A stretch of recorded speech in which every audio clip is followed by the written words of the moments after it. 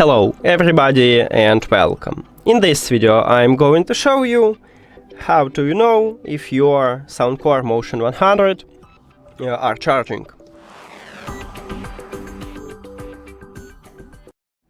And we have two options how to check it. The first one, at the top of your speaker at the left side we have power button. So connect your speaker to the power. Your speaker can be turned on or turned off, it doesn't matter. So connect USB-C cable to this port, so we need to connect it to the power. And if you see the red LED light, meaning that your speaker is charging. Now, the second option is to use an application, but to use an application you need to turn on your speaker and your speaker should be connected with your phone. Go to the SOUNDCORE app, then tap at your speaker, and right here we have battery icon. Now, we need to connect this speaker to the power,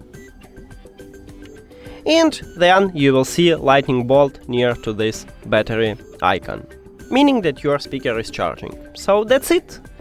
Thank you for watching this video. If you found it helpful, please consider subscribing to the channel and leave the like on the video. See you later!